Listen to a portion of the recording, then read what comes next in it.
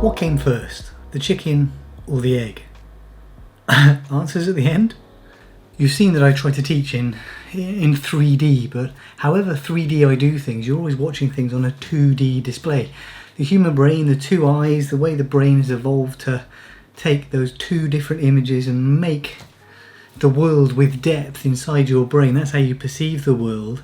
When we're studying anatomy, the challenge is that we're looking at three-dimensional structures. And it's so much easier to understand anatomy if you look at three-dimensional structures rather than looking at three-dimensional structures on this two-dimensional display. Your brain has to figure out what's going on. You have to figure out what's going on. You know the shape of the hand, so you know the depth and what's behind and what's in front. But when we're inside the body, we're looking at new anatomy, things you haven't seen before.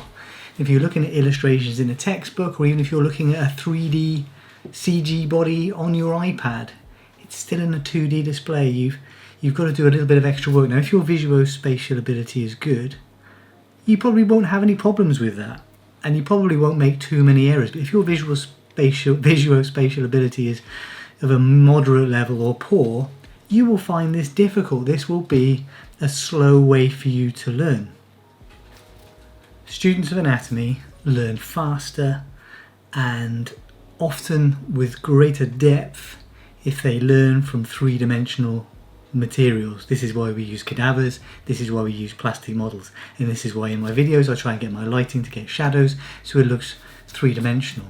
Because of this isn't a new idea, we've known this for a long time. Because of this, I've been interested in virtual reality, augmented reality, mixed reality, XR these days for a long time.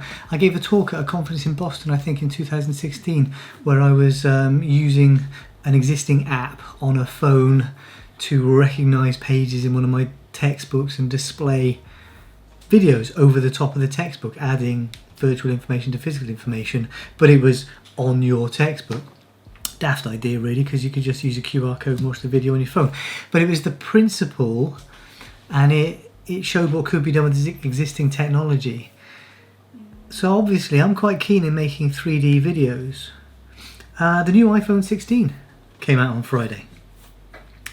The base model, your bog standard iPhone 16, now has these two cameras side by side, so that Apple will let you record spatial video, 3D video to anybody else, 3D photos, 3D video. It's a very clever system. To do this in the past, I would have had to have spent thousands of pounds on camera equipment to make stereoscopic video. And there's the chicken and the egg problem. If I make 3D videos, can you watch those 3D videos? No, you can't. You need a special display. That's the VR bit. If you want to watch a 3D stereoscopic video, the most likely tool you're going to have is going to be the Meta Quest 3 headset. It's a VR headset, it's a mixed reality headset. I can still see you, but because there's a little screen for each eye, everything's in 3D. And you can now record 3D videos easily at no extra cost, just using the device that's in your pocket, just how I started making anatomy videos and vlogs back in the day, using the camera that was in my pocket.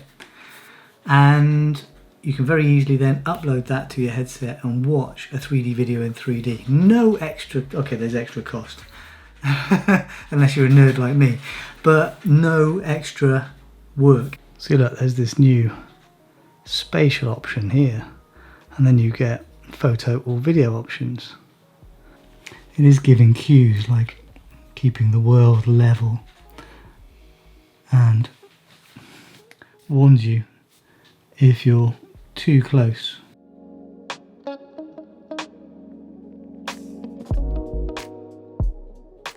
There's an app, use the Meta Quest app, it just sees your spatial videos, sends them to the headset, super easy. It's using the tools that I have.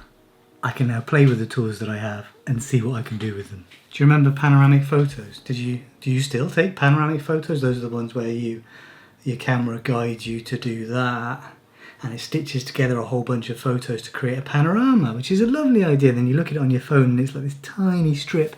Even if you look at it on a big screen, it's kind of a tiny strip.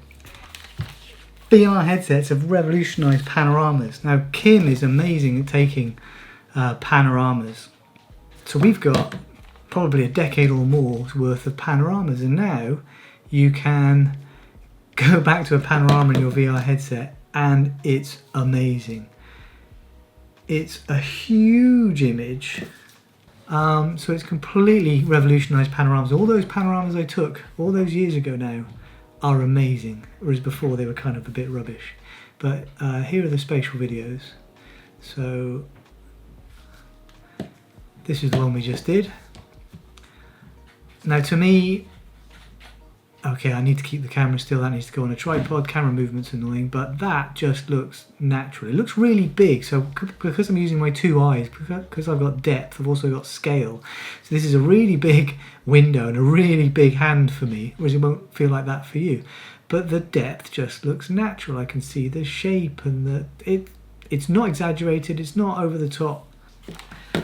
It's just what I want. I just want anatomy that I can represent as naturally as possible and as easily as possible, which I can do now.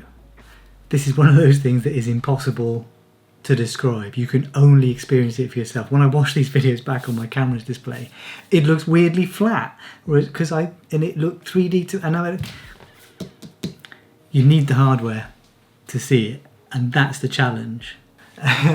So I've been doing this long enough. I remember when the iPad was new, I was the first person at work that had an iPad and was using an iPad at work, and people took the mickeys like, why have you got this giant iPhone? What are you doing?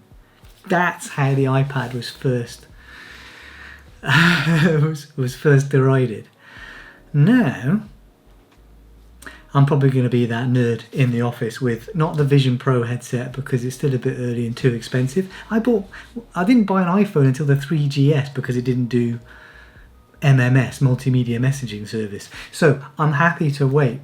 We'll wait and we'll see, but I'm probably going to be that nerd in his office with an Apple Vision headset on Windows anyway. We wouldn't be here if I wasn't such a big nerd, right? But we have the chicken and the egg problem. You can watch 3D videos on a MetaQuest headset or an Apple Vision Pro headset. None of you have got, well, okay, some of you might have the MetaQuest headset, but I bet nobody's got the Apple Vision Pro headset. It's £3,500, it's a developer device. Chicken and the egg. Will you buy the hardware if there's no software to use on the hardware? But will you make the software if nobody owns the hardware? So which comes first? Both will fail without each other. So now I can make easily 3D anatomy videos, and I can work out how to do that. So if I make the egg, if I make the 3D anatomy videos, if I make the software, if I build a small catalogue of stereoscopic videos, if augmented reality, mixed reality, virtual reality becomes the future, if it becomes cheaper, if it becomes normalised, then there's a reason for owning it. And it's not a big bet to place, because I needed a new phone anyway. The challenges right now are, how do you make the video? What makes a good video? What makes a good stereoscopic video? What are the limitations? But more importantly, how do you share it? This isn't the sort of thing I can just upload to YouTube and share. How do I edit the videos? I think I can use DaVinci Resolve. How do I share the videos? And if I'm working in this space, I can see how the software develops, because sharing is going to be a big part of this, I think, right? So sharing is going to become easier. So if I build a catalogue of videos and share them in one way, as the sharing gets easier, I can share them in other ways. Anyway, that's the plan. I've been hoping that 3D resources will be the future of anatomy teaching for a long time. We're still not there yet. I'm still not convinced we're going to get there. But if a big company like this are making it easy, if they're making inroads into this, that's a pretty big bet for them to place. Which came first, the chicken or the egg? As any good embryologist will tell you, or any good evolutionary biologist, the egg came first, because there were egg-laying animals before there were chickens. The chicken slowly evolved from non-chicken egg-laying animals. So the egg came first, and then there was a chicken, and then there were more eggs and more chickens. Have I spoiled the fun? Sorry.